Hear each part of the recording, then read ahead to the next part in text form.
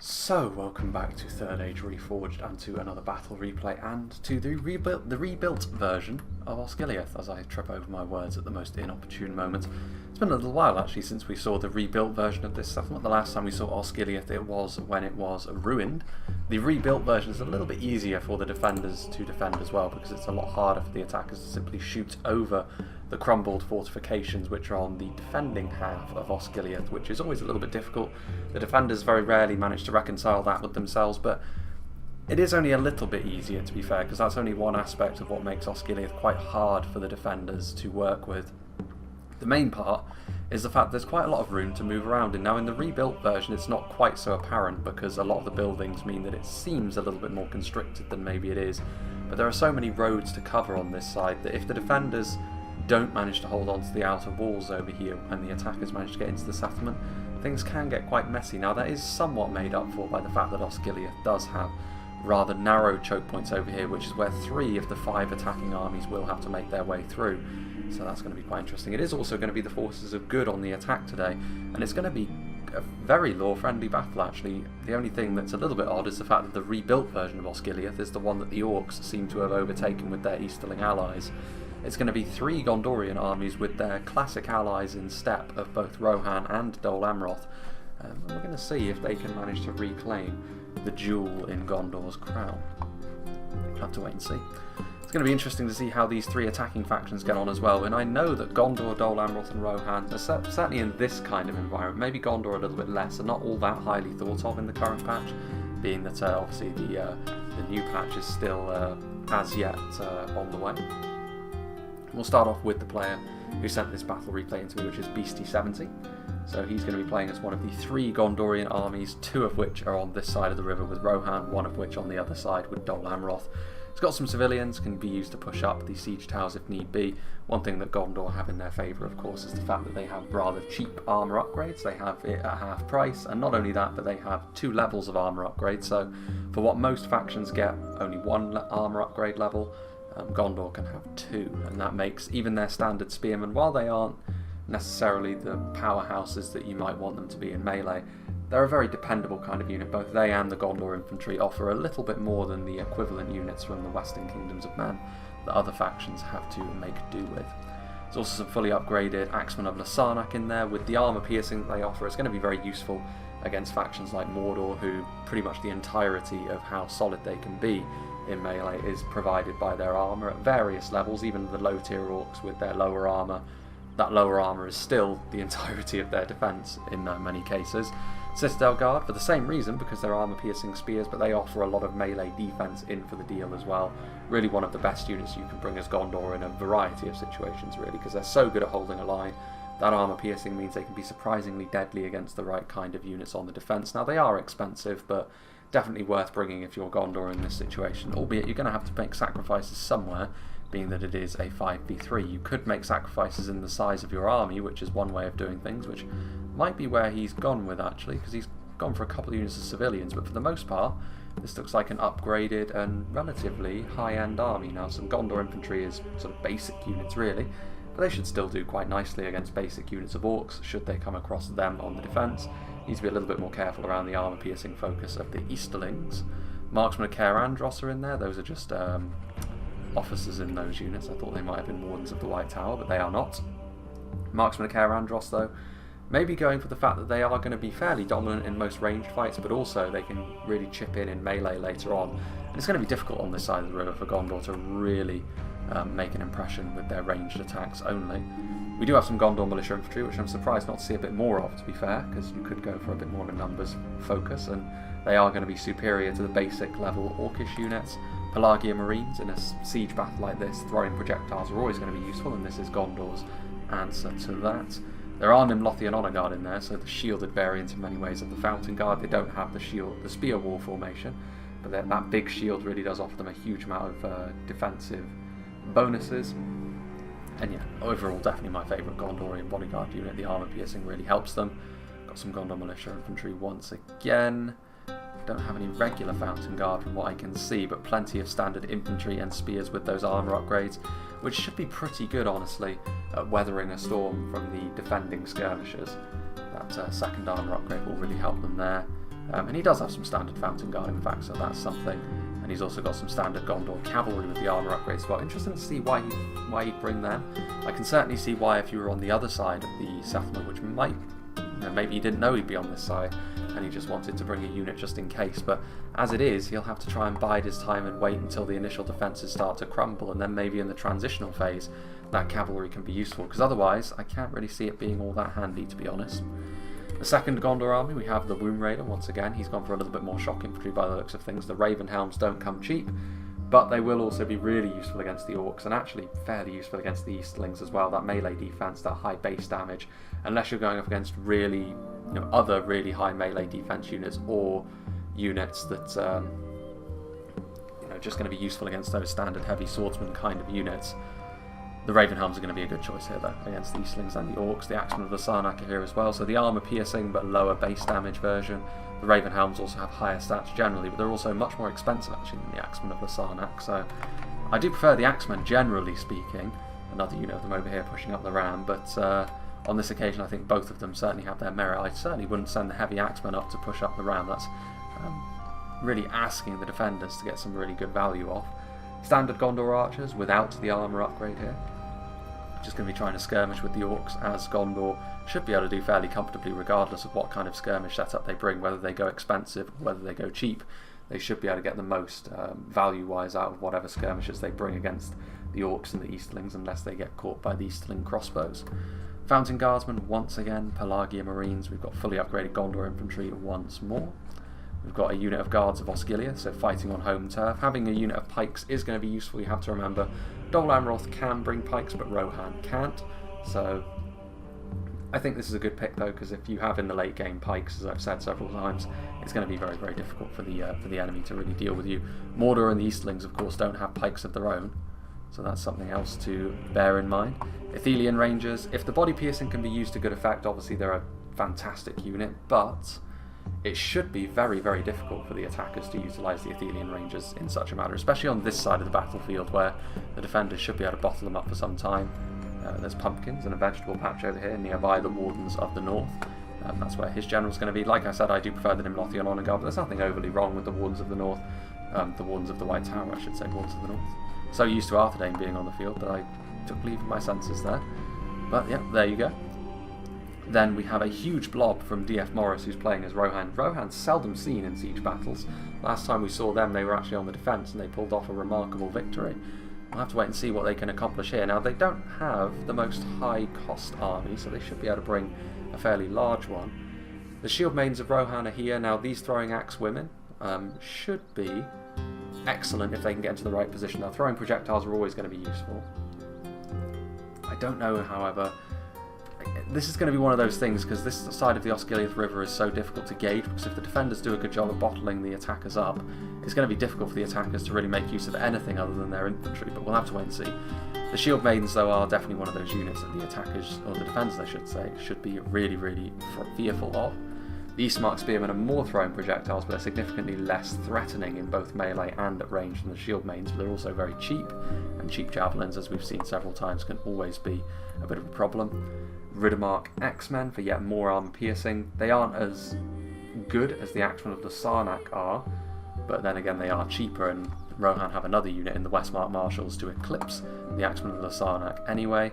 Riddermark Spearmen, so basic spears in for the mix as well. I think there's going to be some Westmark infantry in here. I'd be surprised if there wasn't. Indeed there is at the back here. Higher quality infantry units which should be able to defeat one-on-one anything that the Orcs have for a similar price. The Eastlings are a little bit more of a question mark. A flag rim being armour piercing, that might be enough to give them the edge over something like the Westmark infantry. There's also Westmark spearmen over here. Plenty of axes, spears and swords as you'd expect from Rohan. Good amount of throwing projectiles. Not anything really in terms of arrows, but they don't really need to. Gondor can handle that part of the can handle that just fine themselves. Medicel Guard, javelins, really good javelins, and then really good in melee, and of course the armour piercing of the Helm's hammers will be good against the higher end units that the defenders have at their disposal. Then, the final attacking faction at least, all unique faction anyway, is going to be Dol Amroth, played by Stewie. He's got some Tarnostian spearmen on the front, very basic spears. This is certainly an area where their overlords in Gondor have got a slight edge, but where they have the edge is in their heavy swordsmen, Perithil champions, fear causing really high base damage, better than the Raven Helms that we've already seen. We have some Doran swordsmen, very similar to the Gondor militia infantry, not too surprising to see them.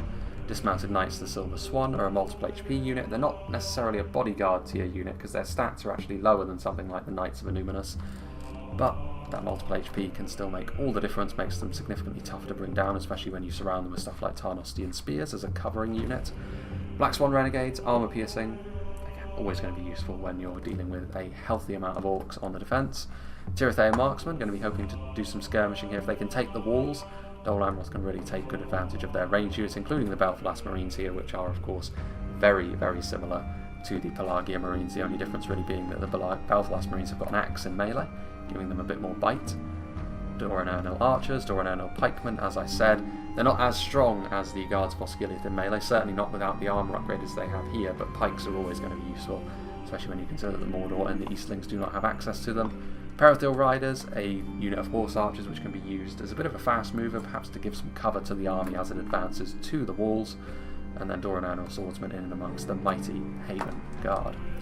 And then the final attacking army we have over here is Tintin, who's playing as the final Gondorians, Gondor Militia Infantry, a couple of units of Pelagia Marines, some unupgraded Gondor Infantry backed up by some Raven Helms of Caer Andros, some scary Fountain Guard with the Nimlothian Honour Guard in behind them, Athelian Rangers once again, a couple of units of Gondor Archers once more, and then I suppose, I'm not sure if this is intentional, but he's spread his army a little wider, several units of Gondor Infantry ready to carry their ladders to the walls. He's definitely gone for more of a numbers focused army, foregone the armour upgrade as well, as cheap as it may be. Maybe he was really on the limit with what he could bring.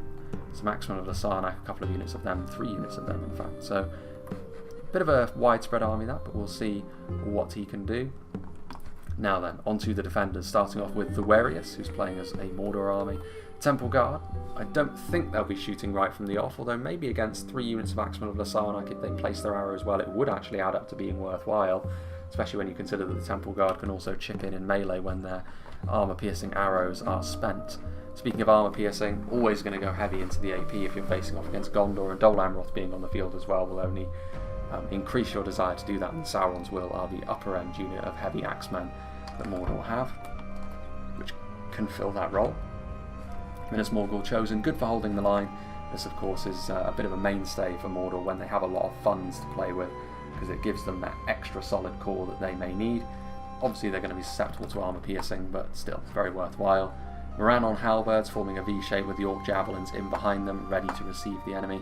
Ardenaim Shadowbows with their body piercing up on the walls as well, so both sort of unique ammunition archers that Mordor have are front and centre for the Warius. Melkor's Chosen are a very scary unit actually to try and face down here for Tintin, because he's got a fairly scattered army, and that means the Warius could really clean up with this one unit of Melkor's Chosen. He could really do a lot of damage to those Gondor Infantry and Axemen of Lasarnak units that are isolated, and he doesn't really have anything to defend him really, unless Stewie comes over with his unit of horse archers. We'll have to wait and see. Unupgraded Temple Executioners, but still, they are a rival to the Haven Guard, certainly without the armour upgrade as they are here though. They are not on the same level quite, but still, very strong unit indeed. Minas Morgul Chosen. Troll Catapult, which can move around the settlement at increased speeds for because they're pushed by trolls. Increased speeds for nefarious deeds. And then we have Demons of MG, who has got some Carmel's Shadow Guard. Vedex are playing as a second Mordor army. Morannon Archer is going to try and shoot through the gaps in the buildings there, which can't be traversed by actual units, paradoxically, but the arrows can pass through. Bit of a problem for the attackers. Uruk Captains, armour piercing, very fine unit with Gothmog in there as well. Nazgul are there, very strong unit obviously the Nazgul, but very limited in number. Another unit of Temple Guard. We have some more Minas Morgul Chosen for holding the line, more Sauron's Will for dealing the damage, Morannon Halberds to be the anchor, and Orc Javelins to offer that range support. This unit of Temple Executioners does have that armour upgrade. I will go on record as saying I actually prefer the unupgraded model for the Temple Executioners, but this is heavier armour, so it does make sense that that is them in their upgraded form. Morannon Archers ready to shoot across the river there. Got some more Orc Javelins, some Blackguard of Barad-dûr in here, which is going to make pushing through for the attackers pretty much impossible. Is that the Blackguard of Barad-dûr? No, they're just officers. I'm an idiot. I assumed, I mean, I'm surprised actually to have not seen any Blackguard of Barad-dûr. Maybe that's part of it. And Another unit of Nazgul, Rhun on infantry, Minas Morgul chosen, so plenty of tools for them to hold the line.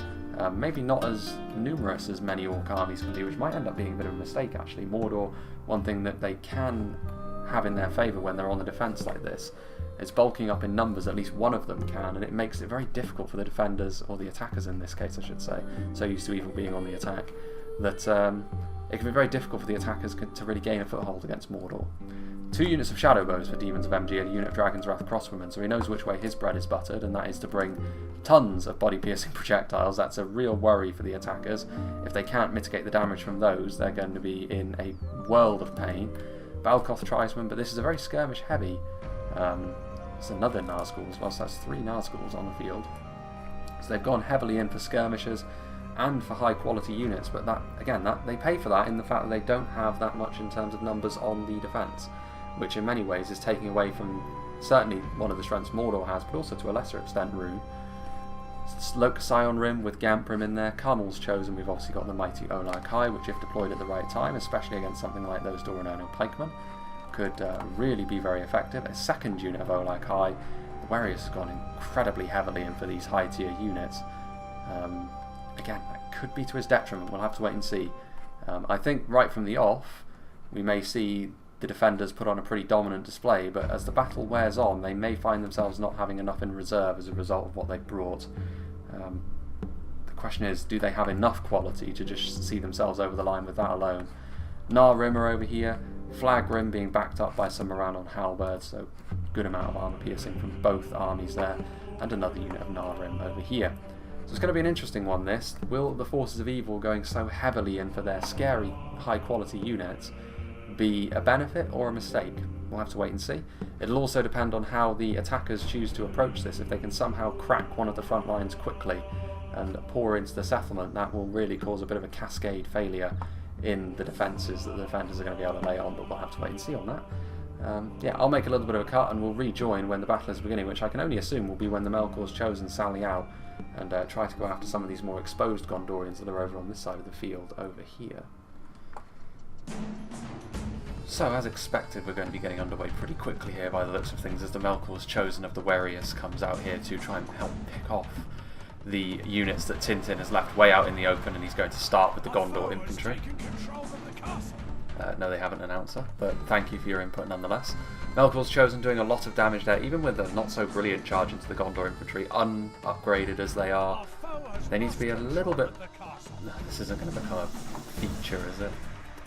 Regardless of that, Axemen of Lasarnak do represent maybe a little bit more of a dangerous foe, because if you do get caught in melee with the Axemen, they are going to be much more capable of dealing damage to a unit of higher end cavalry like this with that armour piercing and high base damage than the Gondorian infantry are.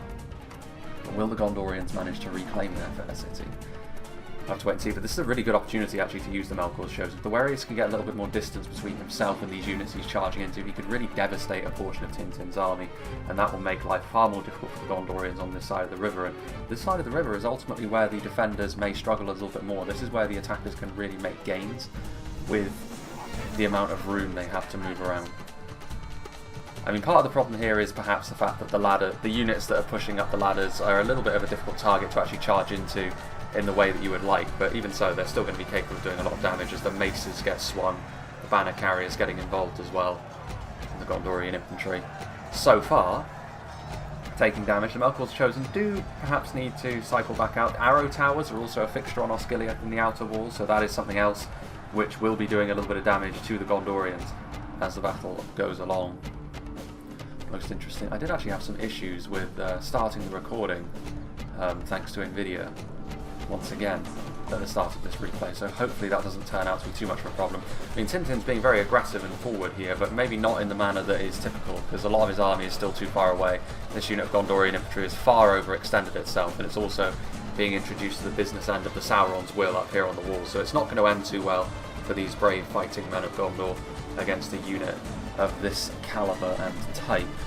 And there's still the Melkor's chosen over here, and you can see the Perithil riders from Dol Amroth are coming over, and perhaps going to try and give a little bit of support. But you can see here the Gondor archers being charged into. Pelagia Marines, the Melkor's chosen do need to be a little bit careful of them, but the javelins mostly miss. The Axemen of Lasarnak is still trying to chase the Melkor's chosen around, but so far, I have to say, The Melkor's Chosen have been used very, very nicely. And this is perhaps the issue with not bringing any cavalry if you are the attackers. At least, you know, no cavalry that can be used for defensive purposes like this, because if there is a sally out and you have no answer to it and you have a lot of gaps in your formation, something like the Melkor's Chosen can be so difficult to stop. And they haven't been used actually to full effectiveness because some of the charges have been a little bit limp. But even still, it's not been a bad showing by any means, and there's still more to come. Plenty of efficiency can be gained.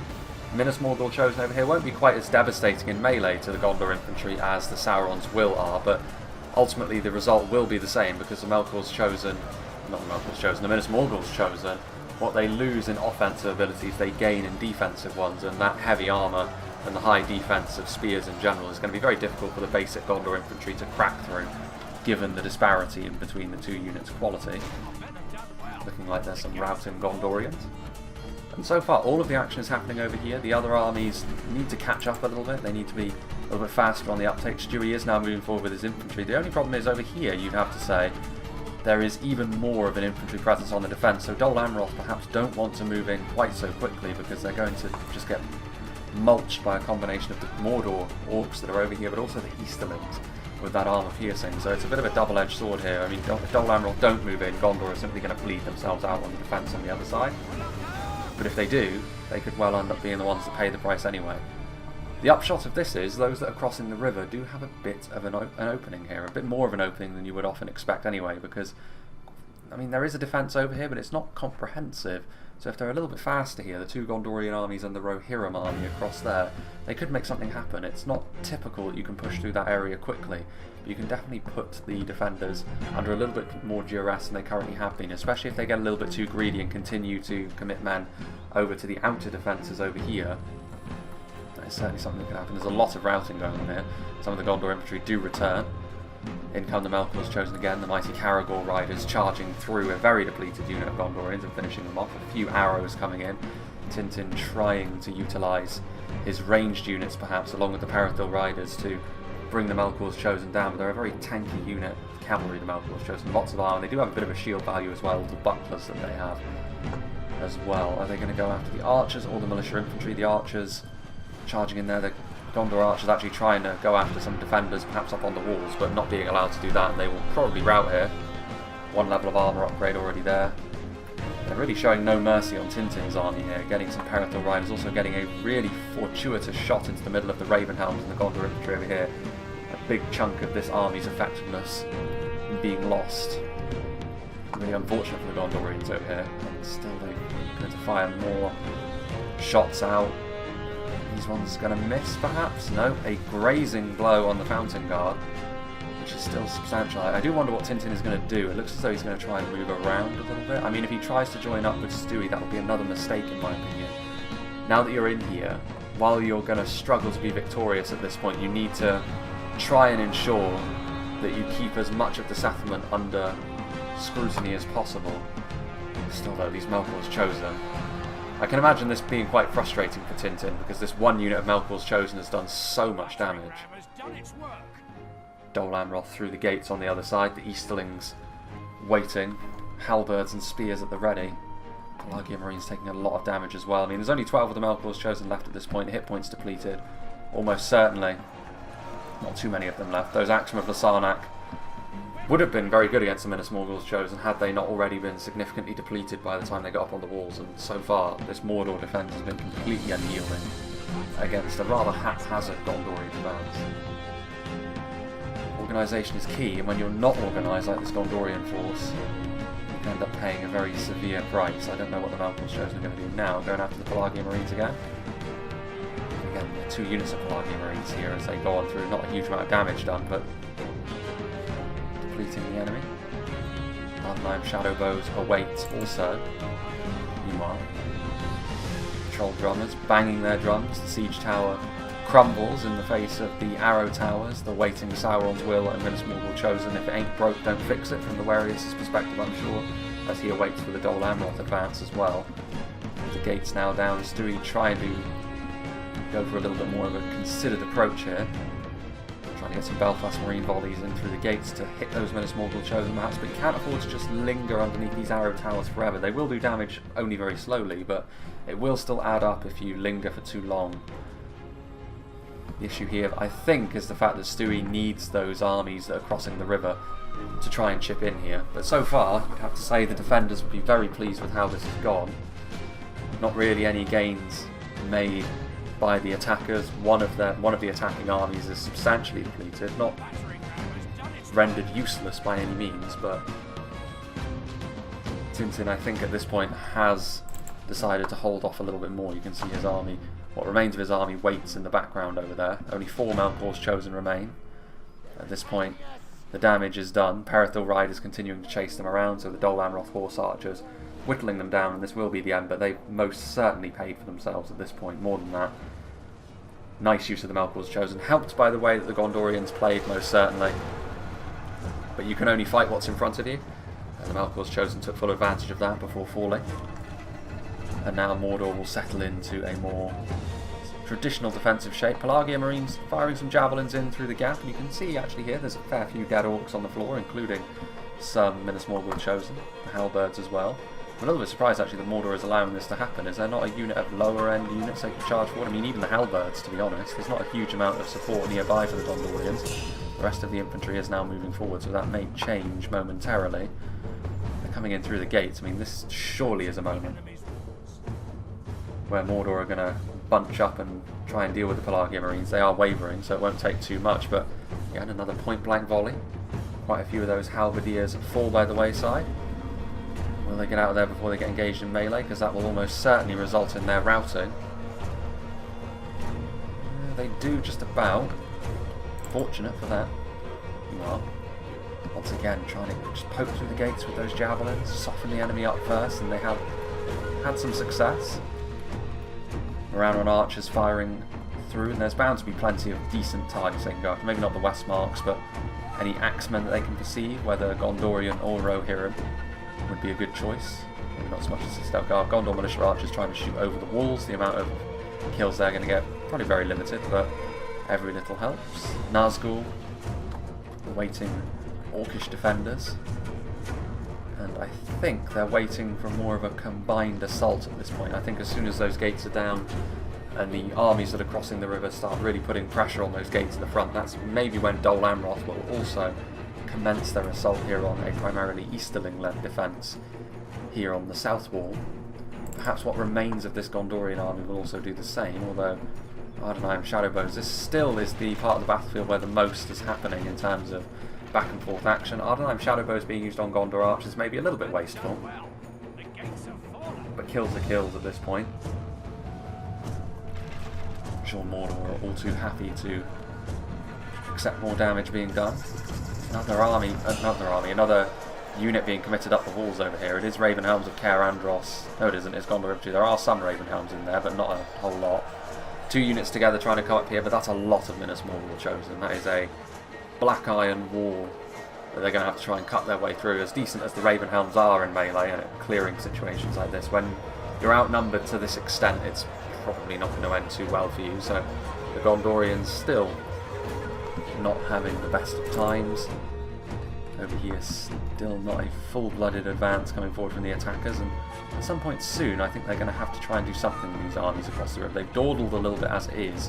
When you see your allies on this side of the river struggling so, you need to stop dragging your heels and pick up the pace a little bit. That hasn't really been the case thus far. And Dol Amroth still wait, and still slowly but surely these arrow towers are going to be poking and prodding at the attackers as they wait. Look at this, I mean there's a fair few corpses at this point at this down underneath the walls, including those of Doran Ernil pikemen who could be so useful at attempting to make something happen. Here are the Haven Guard, who are not so bloodied at the moment. Belfast Marines waiting, Tarnostian Spearmen, Lopnar Rim being used as fodder, and now moving across the Gamp Rim, reinforcing the front line. Are the pikes going to move in? I mean, it looks like this is going to be it. As Dol Amroth pour into the gate. The Haven Guard themselves are moving in as well, which is quite a bold call. But with the Doran Ernil pikemen, they will be emboldened against something with lower range like the Gamp Rim. Dol Amroth fancying their chances. Will they also begin to advance through the siege towers? I mean, not that one, of course. It's not looking like it. Elsewhere, they simply wait. Elsewhere, Eastmark Spearmen continuing to throw javelins in. Continuing to rack up a pretty decent kill count on the Moranor infantry. I mean, they're being efficient here. Eastmark Spearmen are a very cheap unit of javelins, not unlike the Orcish and Snaga javelins, really, in terms of what they're all about. So being utilised in this fashion can only be a good thing for the attackers. But will the Orcs really care that it's a unit of Moranor infantry? Perhaps. Numbers are still going to be an important factor in Mordor's defence overall. The decks are the one manning up this defence over here. Moranor archers continuing to fire. The problem is, any gains they make with their javelins would probably be answered by the Moranor archers that are up on these walls, who have got very clear shots, continuing to fire. If the Orcs are getting good value with their archers, it's generally going to be a bad sign, regardless of whether they're on the attack or the defence. Dol Amroth, meanwhile, really pushing through here. Black Swan Renegades getting right in behind enemy lines, getting after the Carmel's Shadow Bow. It's not going to be great for them. So very aggressive here from Dol Amroth, but so far effective. In order to make sure that more reinforcements don't come across, perhaps they need to be aided a little bit by some aggression from their allies. Carmel's Shadow Bows and Dragon's Wrath crossbows, though, this is the problem. They can interrupt one of those units of rangers, but with the sheer amount of body-piercing projectiles Rhun have brought to the field today, they are going to be firing in. If the Dragon's Wrath crossbows especially, you can see there the streaks, the orange streaks that represent those body-piercing crossbow bolts, thudding into this Dol Amroth attack, and already they're taking a lot of damage. So it looks impressive what Dol Amroth have done here, but it may very well end up being short-lived if they are unable to make these gains stick. I mean, the Carmel's Chosen are also going to move across, another unit of them, to slam the door shut in this Dol Amroth advance. His face. Doranenor Swordsmen and Black Swan Renegades up here on the walls. As far as Macemen go, the Black Swan Renegades 1-to-1 are actually superior to the Flag Rim, albeit I think when you take into account the cost, the Flag Rim are the more efficient unit. They kind of have to be, seeing as they're the Easterlings' main line infantry. Whereas the Black Swans are only a portion of that consideration when it comes to Dol Amroth. Dol Amroth are being much more aggressive now, though. You can see here Perithor Champions, very strong unit. Minas Morgul Chosen and Sauron's Will on the wall, though, having to rely on the support of some Tirithea marksmen in melee here, the Perithor Champions. But Dol Amroth so far struggling as well. That's honestly a good sign for the defenders, as I've said before. If you can do well here on the outer walls, it's going to be a much simpler task, really, to ensure you look after those two choke points in the middle as well. Tarnostian Spearmen and Pikemen are over here, but the Pikemen being introduced to the Olag High, not a great sign for them.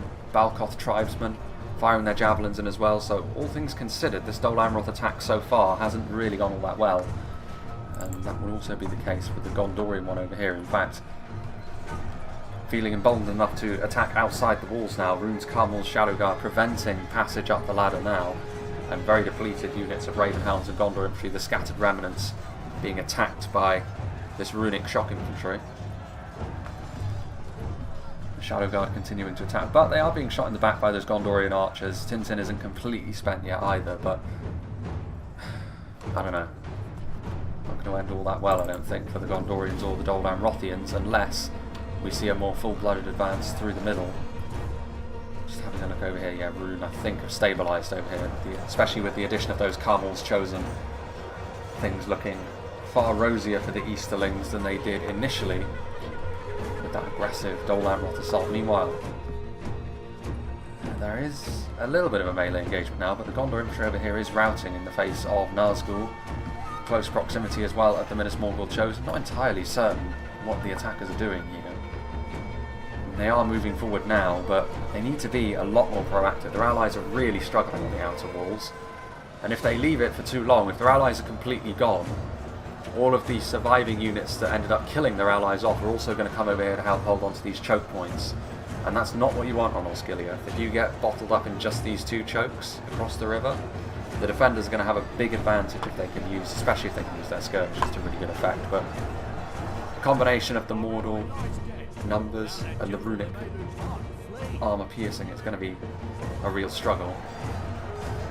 The Dol Amroth general falls. Stewie may actually end up falling before Tintin because of how much he committed forward initially. The Gondorians coming in, trying to be a little bit more proactive, but another unit of Olag High being committed in, which is going to do a lot of damage to basic Gondorians. There are axemen in there, to be fair, which the Olag High won't enjoy facing, but basic Gondorian infantry and militia, the Olag High will of course be extremely dominant against, as the trolls get a little bloodied.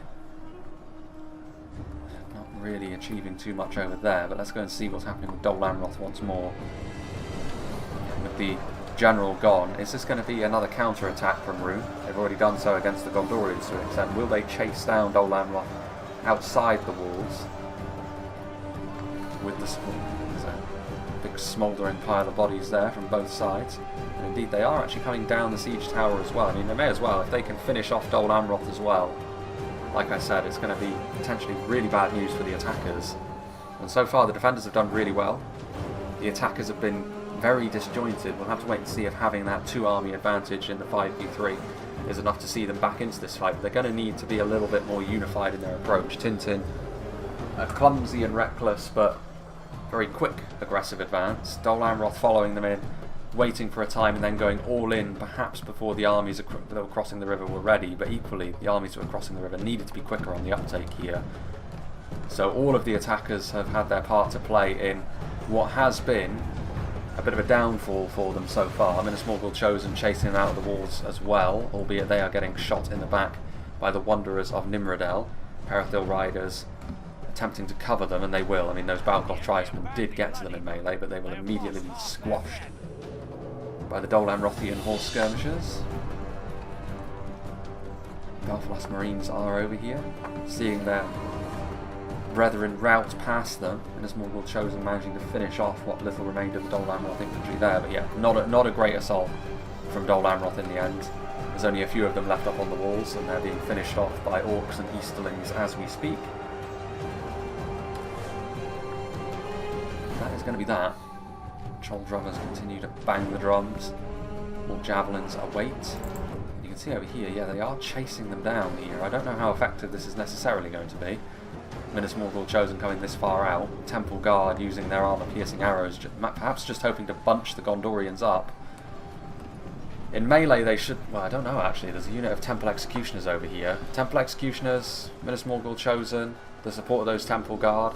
Gondor may win out just through sheer strength in melee because of the Fountain Guard they have. But it's going to be a highly Pyrrhic victory for them, and that is ultimately going to mean these two armies on the outside have been thoroughly dismantled by the defenders, which means the armies crossing the river really are running out of time at this point. Those Rangers trying to do their best. I mean, they are getting point-blank shots, but there's not enough of them to really lay down the kind of DPS that will worry the Temple Executioners in too great a fashion. The Temple Executioners will be far more concerned with what the Fountain Guard and Nimlothian Honour Guard are going to do to them in melee.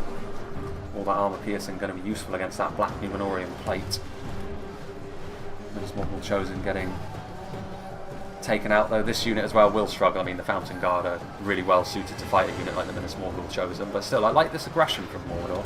I like the fact they're not willing to just allow Gondor to be a factor perhaps later on, waiting out here. They're going to try and engage them right now. And the Warriors also going to send some Orc Javelins out here, which could be just the thing to help finish them off with those armour-piercing arrows from the Steel Bowmen. Meanwhile, surely at this point, yeah, more of an attack coming forward now. Need a little bit more quality in here though. There's Riddermark Axemen, there is some Citadel Guard helping to hold things down. But again, those Carmel Shadow Bows shooting into the plot. They don't really have a choice at this point. Under normal circumstances, the punching bag armies would probably be these ones on the front, but they've taken long enough to the point where everyone's going to have to take their fair share of defending skirmish ammunition. Orc Javelins waiting from the Dexa as well. Perhaps having a little bit more luck over here, but once again, Ardenheim Shadow Bows, Carmel's Shadow Bows, plenty of Rangers still at their disposal. Temple Executioners heading up this defence from the infantry as well, just pinning all of these attacking units in place for the time being. Let's go and have a look over here once again. Yeah, the Orc Javelins getting into place. Temple Guard might be out of ammunition at this point, so they will charge into melee. However, the Temple Execution is actually finished, so it is looking like Gondor could squeak out a narrow victory over here, but as those Javelins continue to hit this Gondorian position, there isn't going to be enough of them to truly help affect the battle as it enters its more critical phases, I don't think. Fountain Guard Again, the Orc Javelin's not the highest base damage for Javelins, but it's still armor piercing, and the more they hit these Fountain Guardsmen, the more they're going to fall by the wayside. Pelagia Marines, though, those Orc Javelins are in guard mode, so they're just going to continue to throw their jabbies, even though they're getting attacked in melee, which Pelagia Marines will easily defeat Orc Javelins in melee, one of the worst melee combatants in the game, pulling out their spears now, though, after getting a few good volleys. Decent use of these Orc Javelins. Ever a useful unit for Mordor. Yeah, Gondor are going to win this. Temple Guard doing quite well. Over there. Gondor have won it actually by more of a margin than you would expect, which perhaps is testament to how good the Nimlothian Honor Guard and the Fountain Guard actually are in this kind of situation. Stewie's army, meanwhile, lies in complete ruins. That full-blooded assault maybe should have waited a little bit longer for the armies on the front to be doing things, because as it were, or as it is the Carmel's Shadowbows that were attacking Dol Amroth, they don't have to split their attention now, so all of their dangerous ranged tools can now be fully focused on the armies that are coming through here, which not only is that down to Stewie attacking maybe before this army was ready, like I said, but they really needed to pick up the pace over here. They didn't, when you see your allies struggling so much, you don't really have the luxury of trying to play cat and mouse by poking your javelins in and trying to get a few volleys and then pulling back and getting a handful of 5 or 10 kills here and there. You need to be a lot more aggressive with your approach, and that wasn't what the attackers were on this front line. I mean, they still have a lot of units that stretch back all the way across to the other side of the river, but is that going to be enough considering how well the defenders have done elsewhere on the field? In fact, I think it's Scion Rim are on the way over, so they're sending over more. The Gondorians, actually, if they filter in units to this extent, those Fountain Guard and Nimlothian Honor Guard units, while they will eventually be broken, I'm sure, they could end up racking a pretty decent kill count up for themselves. One final spit in the eye from Tintin to try and make his presence on the battlefield worth something in the end. Orc Javelins, surprised they haven't routed yet actually, but with the Flag Rim arriving, that will probably be enough to kill off these units, and indeed it's enough to rout the Gondor infantry. Pelagia Marines made of slightly sterner stuff, at least mentally by the looks of things, but they're still going to end up losing this battle. And over here, Gondor trying to consolidate. Wanderers of Nimrodel over here, so Stewie actually does still have a unit left, a pretty significant one as well. There are the Nazgul, taking hits from the Wanderers of Nimrodel. Interesting. Will they have enough actually? They're sending out more, but most of it's Scion Rim, which, I mean, again, the Fountain Guard are going to be really good against the Scion Rim. Very similar in terms of what they're all about as the Minas Morgul Chosen, just a really heavy block of armour and a spear. Out come some Uruk Captains. That's a different proposition. The Bodyguard tier unit that has a bit of armour piercing to back it up is not the sort of thing that tiring Gondorians are going to want to see coming towards them in melee. Fountain Guard bunching up. Rhun may be a little bit slow on the uptake there, because the Nazgul, this is where the Nazgul are not as effective. When you send them in on their own and they get surrounded like this, that's not what you want to see. But in come the Uruk Captains now, the Scion Rim. Also some Shadow Guard, which are very depleted, even so they're going to interrupt the Wanderers of Nimrodel from shooting. And there goes Tintin's General. Fortunately, because he only has Fountain Guard remaining, I mean, they are shaken. Fountain Guard can rout, but they're not going to rout instantaneously as a result of the loss of the General. There will be a little bit more left in the tank from them, at least from that perspective. In come the Flag Rim. Maces raised, a little bit more armour piercing to get through that Gondorian plate armour. Uruk Captains will also contribute to that. This is going to be the end of the Gondorians, I think, but not before a little bit of extra. Troll Drummers doing their thing. They're continuing to try and push through over here, the attackers. More Gondorians being committed forward. There's Carmel's Chosen on this front line, though, as well. Westmarks are being committed forwards. They will do quite nicely in melee. Meanwhile, over on this side, a really nice shot that those Carmel's Shadow Bows have has made life very, very difficult for the attackers. Gondor infantry, with that plate armour upgrade, their shields, they can be really efficient actually at taking the arrow fire, but when it comes to rangers, you're just going to take a ton of damage regardless of what you do, which is why they're ultimately being changed in the next patch. But here you can see that with a well-organised defence, if you can focus fire with this amount of body-piercing units, 2 Carmel shadow bows, 2 Ardenheim shadow bows, a unit of Dragon's Wrath crossbows, who I think ran out of ammunition actually against the Dol Amrothians, but you saw how effective they were nonetheless. That big Dol Amroth assault was ultimately diffused relatively quickly. Shield Mains of Rohan throwing their payload in, but Minas Morgul chosen. One of the better units at taking axe thrower fire like that.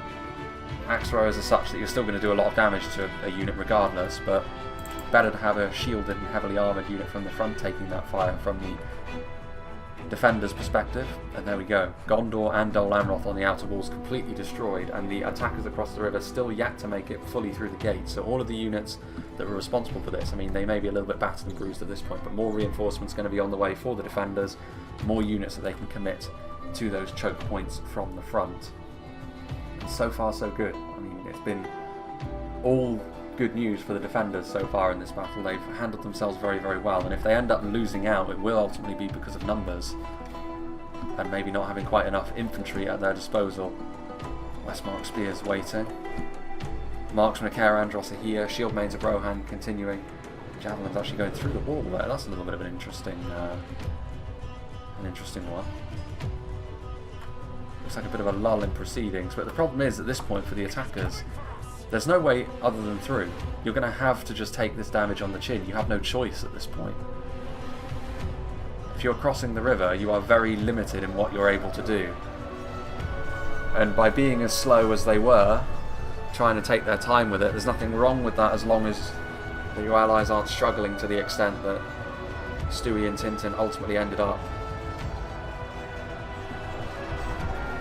Can the attackers recover from this? Guards of Osgiliath pushing forward, fighting on home turf.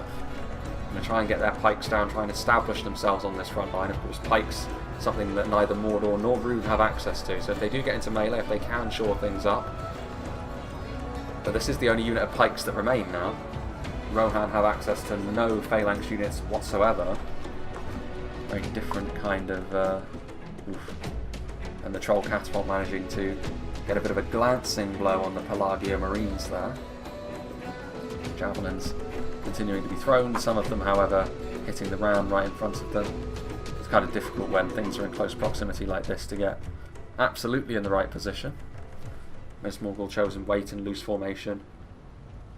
And so far Medexa's defences have been holding up very nicely, and he will be joined by ever more of his allies. Orc javelins being thrown in again. We saw them used to good effectiveness in that sally out to finish off the Gondorians in the outer walls, and now they're being used here to try and help whittle down this assault. Not only are the pikes on the front line now, but also the Helm's Hammers from Morris. That's a significant unit against these upper end runic forces, and especially against the orcs. That armour piercing will be very, very handy, but there's just not enough on the front line. And with that javelin support, it's only going to do damage at a relatively slow rate, but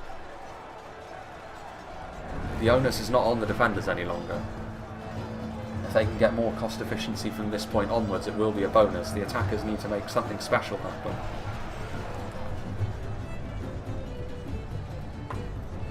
We could also learn as the battle goes along that maybe they committed too much of their strength early on against those two armies on the outer walls, and if more quality is committed from Rohan and Gondor over here,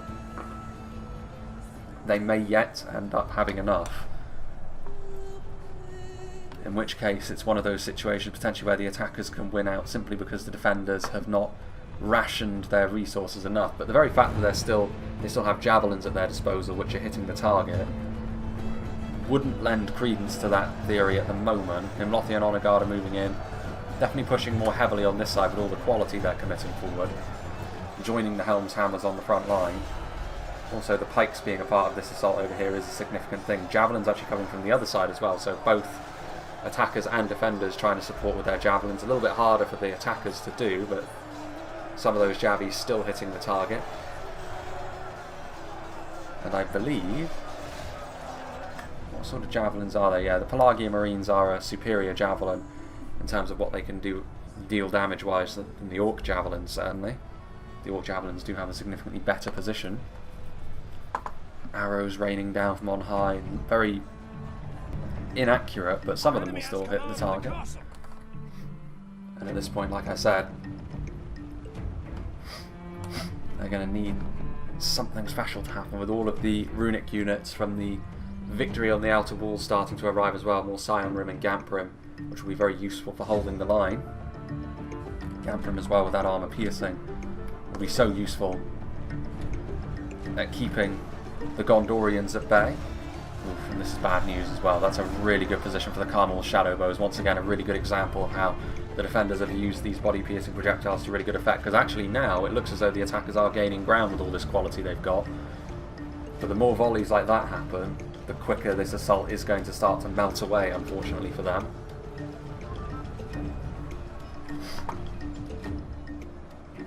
Another push coming in here, perhaps seeing that the defenders are a little bit lighter on manpower over here now, but there's still Sauron's Will, there's still Halberds, there's still Minas Morgul Chosen. They're trying to push through with cavalry, trying to cause a bit of chaos in the defenders' ranks. I'm not sure this is going to work, because they're going to have to try and push their way through heavy spears. Armour upgrade or no, the Minas Morgul Chosen are going to eat Gondor cavalry for breakfast in melee like this. Quite literally, seeing as it's orcs against humans. And yeah, the Gondor cavalry end up routing. Completely unsurprising, but perhaps that was just a ploy to try and make the defence over here a little bit less set. And all this infantry is following them in. Westmark spearmen following all of the Gondorians through. A good opportunity perhaps for the attackers, perhaps the last roll of the dice as we march towards the final 10k frames. They need to make something happen soon, otherwise they're simply going to run out of manpower grinding against this front line as they are. Ardenheim Shadowbow is a little bit depleted, but once again body-piercing projectiles carving through this army. Temple Guard, who could descend from the walls with their blades in hand. Shaken at this point. A lot of the runic units from the outer walls now joining this front line, making sure that they can force their way forwards, the attackers. And with the support of those shadow bows, I have a feeling this attack on this gate is going to fall apart pretty quickly. The Golden Boys definitely playing their part in this fight. And armour piercing they're known for, paying real dividends against the Gondorians. There is a general in there, I can see him, where the mouse is, and he's up against Carmel's Chosen, so I don't know how much longer he's going to last. Oof. Bit of friendly fire there actually from the Troll Catapult. In fact, perhaps more friendly fire than it hits on the enemy. It's still enough to rout some of the Gondorian units that were depleted and further forward. So it may end up evening itself out, but still, not the best catapult shot. That's the sort of thing the attackers need to see a little bit more of moving forwards, if they are to have much of a chance. Another miss, in fact more friendly fire. That's a little bit more like it, carving through the shield mains and the Pelagia Marines. Mixed fortunes for the Troll Catapult here though. Trolls, low IQ. Not really able to differentiate between friend and foe, even though it's very obvious. Aim for the ones in silver and green, avoid the ones in black and gold.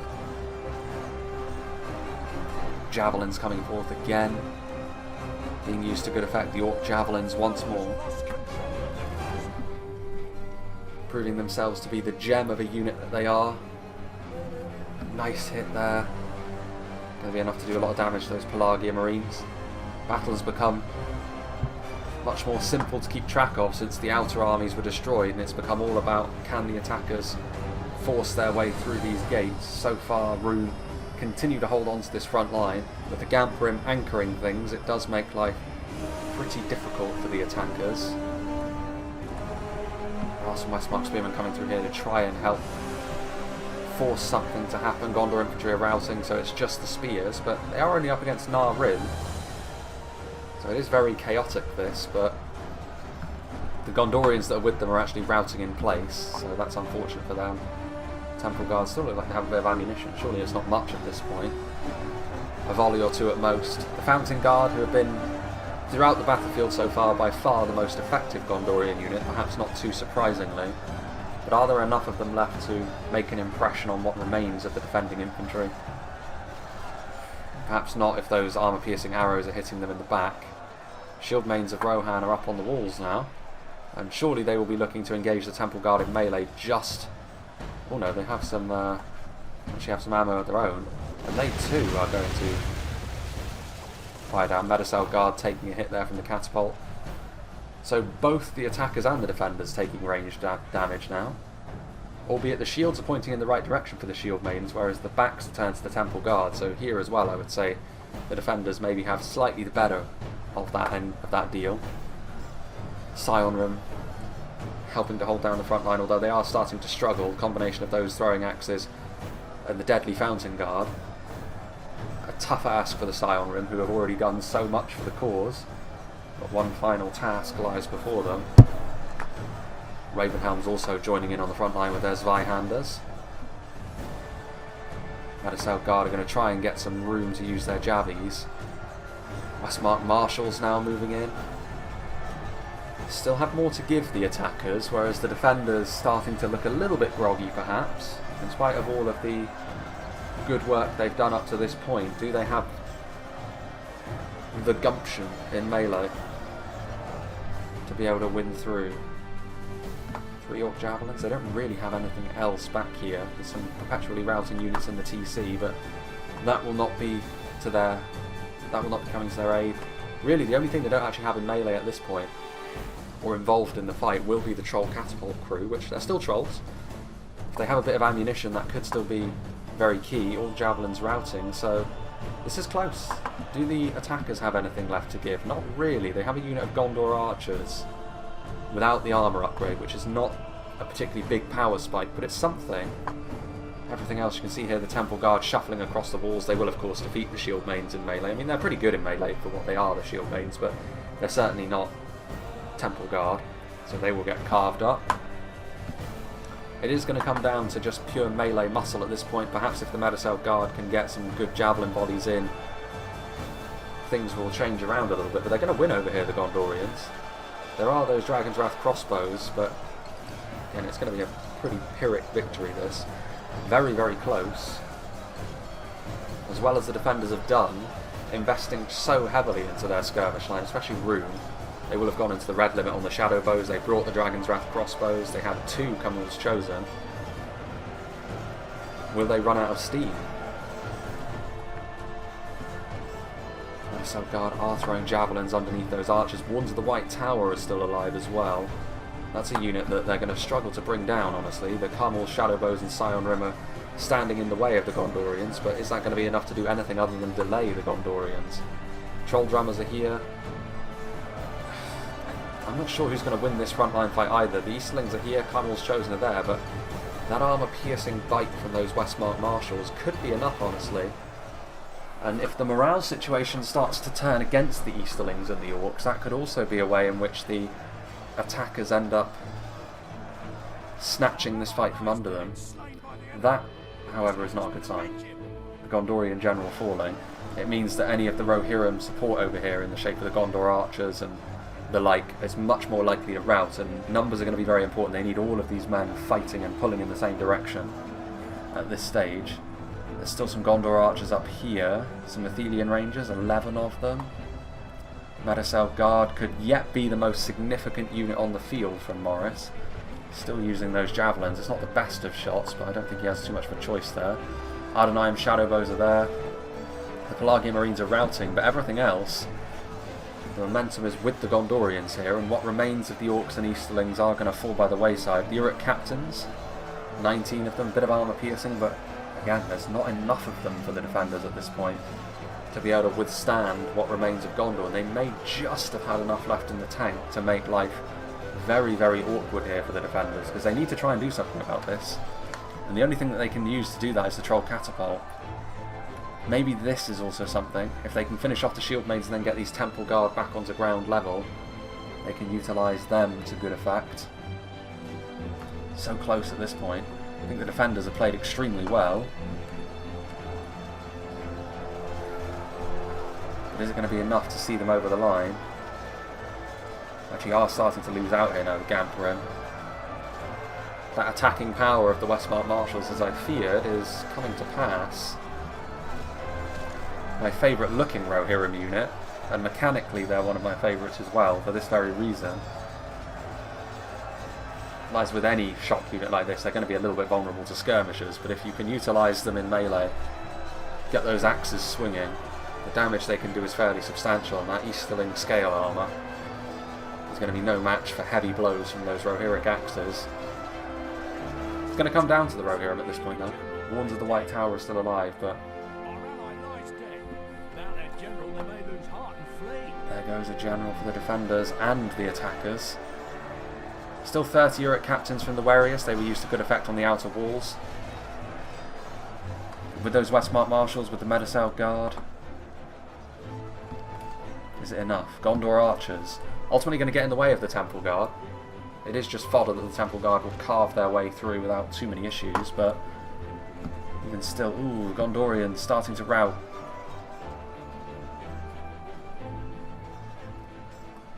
It's unfortunate. Could be the Troll Catapult, actually. That could be key. It looked like the Gondorians were going to win this fight over here, but starting to rout now. Medicel Guard maybe should have started to help that front line a little bit sooner rather than ineffectually throwing their javelins under those archers. I mean, they're still going to have to try and deal with the Medicel Guard in melee, which is easier said than done. Those Rhun just going to get absolutely cleaved apart. Cleaved in twain. Yeah, lots of these units are routing. In fact, I think it's only really the Ravenhounds that are genuinely fighting at this point. All of those units were already actually routing. In fact, a little bit of friendly fire in for the bargain there as well. Medicel Guard need to be a little bit careful. Those trolls are still capable of doing damage in melee. Temple Guard versus Medicel Guard. As far as the melee combatant goes, maybe the Temple Guard have got the slight edge there. Medicel Guard are going to move forward and try and interrupt the Troll Catapult, but it's a desperate ploy at this point because it means they're going to get caught ultimately between the Troll Catapult crew, the Temple Guard, and what very little remains of the Easterling infantry. And also their unit at this point is a little bit stretched, so they're going to lose there, I think. The attackers are going to win over here, though. Do they have any bodyguard tier units left? I mean, I'm not sure. Uruk captains, balance of forces is evenly matched. They have... It's so close now. I think it's going to be circumstance that may very well end up deciding this battle. The Medicel Guard, that desperate charge forward, ultimately is going to end up in their demise. It could be the use of the Medicel Guard which ultimately ends up losing this battle for the attackers. Is it another case of poor judgment? At this point I would keep the trolls in melee, honestly. Try and crash down upon the Medicel Guard, finish them off. It's by far the scariest individual unit that the attackers have left. They are bloodied, they are falling by the wayside now as well. Temple Guard. Do they have it in them to defeat them? Gondor archers pushing forward. 29 Wards of the White Tower is fairly significant there, it's quite a lot. Westmark marshals, as with most shock infantry, they have less staying power over a long period of time, even in melee, but there's still a fair amount of them. That's still enough to give units pause as long as they're backed up and not isolated with the damage that they have already taken. Can the Medicel Guard hang on for the reinforcements to arrive? I don't believe they will.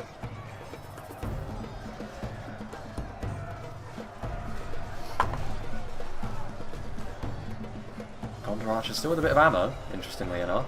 It's not the most high quality ammunition by any means. 9 Uruk captains. At this point in the battle, with how close it is, 9 Uruk captains is actually a significant amount. And they are being chased by the Gondorians, the Wards of the White Tower arriving. Westmark marshals are going to push towards the town centre, which is interesting because it will force the defenders to split their attention. If they simply bunch up on the Wards of the White Tower, it may buy the attackers the time they need. Athelian Rangers are not going to allow the body-piercing projectiles to be used. The defenders have used their own very effectively. Capturing the TC might be the attackers' best bet at this point, because I think in terms of sheer might that they have left, the defenders have got a little bit too much in the tank. Temple Guard, Wards of the White Tower trying to kite backwards, which can only mean... Again, the Orc Javelins are here. Uruk Captains, 6 of them. It's not going to be enough to deal with this force over here. But my lord, there is no such force. 9 Nimlothian Honour Guard, 8 Uruk Captains. It's a bit all over the place at this point. I'm not really sure who to back, and again, it could still go either way. It's going to be a matter of where the cards fall. Flag Rim. Those Uruk Captains going back to the town centre. I mean, the Nimlothian Honour Guard are going to destroy what remains of this heavily depleted unit. Flag Rim. Any kills they get will be a bonus. That is where the Runic General is, you can see him, so he's going to be getting into melee. They're going to try and finish off Beastie 70's Honour Guard.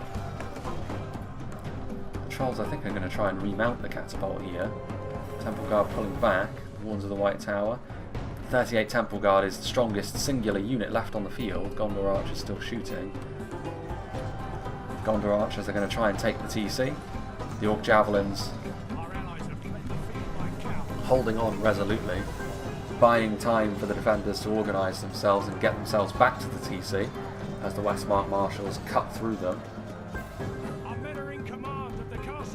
And there we go. TC captured. But for how long?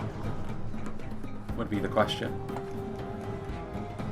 Forward come the Uruk captains. The Westmark Marshals can be used to lead. The only unit that will presumably be left to hold the TC will be the Gondor Archers. 3 minutes. That is what the defenders have, and they allowed the attackers to do this, so they can have no complaints if the attackers do go on to win this fight as a result of this. It shouldn't really be the case, given the fact that there are still these Temple Guard on the way, and that will be more than enough to force their way through any barrier that the defenders can put up. Well, the attackers. Newly crowned the defenders, I suppose, now that they hold the town centre. Wards of the White Tower killing off one of the Troll Catapult crewmen, as the rest of them also come forward. Going to be used instead as a bludgeon, as more traditionally the Trolls are. And yeah, I think the defenders probably have this in the bag. It became closer towards the final stages, but they should be able to finish off these Westmark Marshals. They're already wavering. On this occasion, the Black Numenorians will show their strength, I'm sure. And there we go. Troll Catapult crew getting in here. A couple of units of Gondor Archers, one of which already routing, the other trying to shoot point blank into those Uruk captains. Rhun end up routing off. Gondorians the only ones left. Those Wardens of the White Tower will arrive for their final stand, but that will be all that remains. Routing, perpetually routing in the TC, ironically the attackers. Not a usual thing. Surprised these Gondor Archers haven't routed yet, to be honest. The Runic General still lives. Might be the only general left alive on the field. No, actually there's another one there, look. Rhun and Medex's Mordor army still have their generals. Warius lost his earlier on, but it was not a problem. His Troll Catapult crew coming in here will swing their clubs and surely rout the Gondor Archers. Gothmog himself cutting through a Gondorian. Where are those Wardens? There they are. 22 of them remain. And yeah, having a unit as strong as the Temple Guard, still in relatively good condition as they were in the latter stages of this fight, was always going to be difficult for the attackers to overcome. The victory shall be theirs. Gondor Archers still fighting. Surprised they haven't routed yet. A little bit more resilient in melee than perhaps I gave them credit for. Do you have anything else? 27 Gondor Archers. They're still chasing the Troll Catapult crew, amusingly enough. The Gondor Archers may actually, as a result, outlast the Wardens of the White Tower in this fight. But incredibly close. There goes the final Gondorian general. And yeah, 1% the difference. And the defenders, the forces of evil, hold on to rebuilt Osgiliath. Gondor not able to reclaim the jewel in their crown. The rebuilt version as well. So this is how Gondor will become ruined Osgiliath, I'm sure. Sad times for them.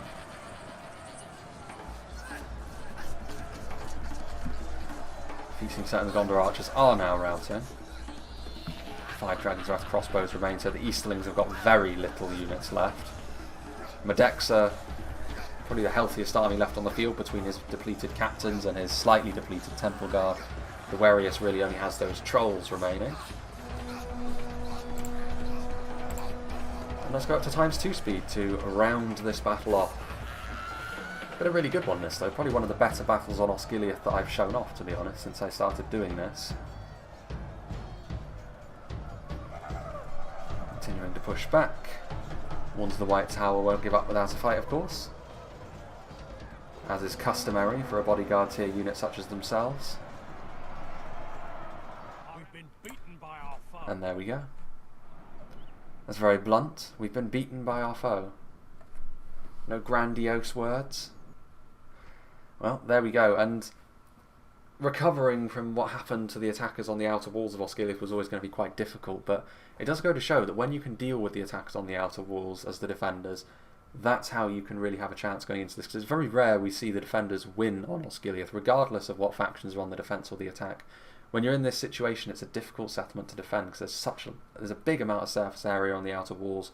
The rebuilt version does offer you a little bit more protection, which means it's a little bit easier for the defenders in that case, but even still, they did really well. A part of that was obviously Tintin was a little bit less organised. Stewie maybe went a little bit early when he decided to go all in. But ultimately, a lot of that can also be traced back to the fact that the armies crossing the river did dawdle a little bit, and that ultimately ended up costing the attackers in the end, because they ended up going behind to such an extent that they couldn't quite recover. It was very close in the end, and if the attackers crossing the river had just been a little bit faster, made it so that a few less volleys of body-piercing projectiles could be used without too many issues, then that would have been the difference between victory and defeat, and Gondor may very well have reclaimed their city had that have been the case. As it was, though, not to be. And I do think the defenders were worthy victors in this case, because I think they played this game very, very well. They were organised, they used their resources wisely, they didn't just dump them all early, they stretched them out across the battlefield, and that was just enough in the end for them to get over the line and keep hold of Osgiliath.